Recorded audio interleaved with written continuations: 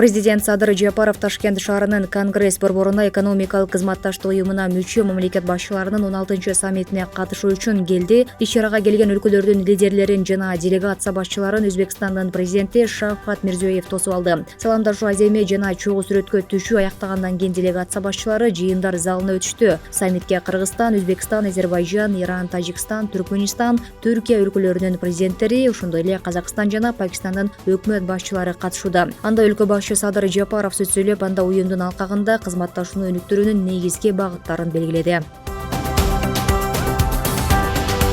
Интернет желесинде министрлер кабинетинин төрагасы Акылбек Жапаровдун мыйзамдагы уур аталган Камчы Асанбектин апасы Майя Алиеванын 70 жылдык тоюна барган видеосу тарады. Буга байланыштуу президенттин администрациясынын маалыматтык саясат кызматынын башчысы Дайырбек Орунбеков түшүндүрмө берип, видео эски экендигин билдирди. Интернет колдонуучулар тойго катышкан себебин жана алар менен кандай байланышы бар экенин кызыгышууда. Майя Алиева менен Акылбек Жапаровдун агасы студент кезинде окуу жайда чогуу окушкан экен, ошондон улам тааныштык байланышы болгон. Мындан тышкары тойго катышкан себеби кошунасы катары чакырылыптыр. Ал эми Майя Алиеванын уулу Көлбаев менен эч кандай байланышы, иши дагы болгон эмес экенин маалымдайбыз, деди Орунбеков.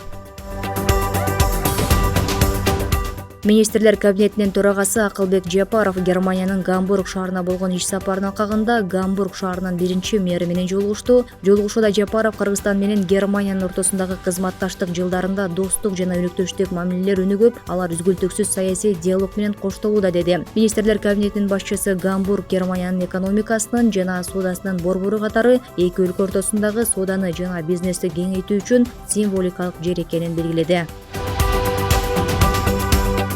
Жогорку кеңештен бир мандаттуу Свердлов округунан депутат Шайлообек Атазов бүгүн улуттук коопсуздук боюнча мамлекеттик комитетте сурактуу болду. Ал шайлоодогу эки тарапташы 10 күндөн бери камакта отурганына байланыштуу күбө катары сурак берип чыкканын, аларга каршы арызды шайлоодогу атаандашы Абдурахман Хажи Муртазалиевдин үгүтчүлөрү жазганын, суракта Матраимов менен байланышы тууралуу да сөз болгонун билдирген. Атазов бажы кызматынын мурдагы төрага орун басары, ири коррупция үчүн соттолгон жана сотто күнөөсүн мойнуна алган Райымбек Матраимовдун жакын адамы катары белгилүү.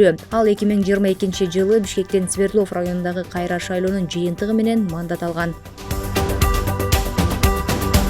Авангард Стиль курулуш компаниясынын директору Эрнис Минкеев туруктуу жашаган жеринен башка жакка чыкпоо тууралуу тил каты негизинде тергөө абагынан бошотулганын бүгүн Бишкектин Октябрь райондук соту билдирди. Мекеменин маалыматына караганда, Минкеевди кармаган улуттук коопсуздук боюнча мамлекеттик комитеттин тергөөчүсү анын бөгөт чарасын өзгөртүү тууралуу өтүнүч менен кайрылган. Натыйжада Октябрь райондук сотунун тергөө судьясынын токтому менен ал камактан бошотулган. Минкеевди камакка алуу чечимин аталган сот органы 9 октябрда чыгарып, ал 4 ноябрга чейин абакта болору айтылган. Соттун маалыматына караганда, ишкерге кылмыш жаза кодексинин 222 негизинде айып тагылган.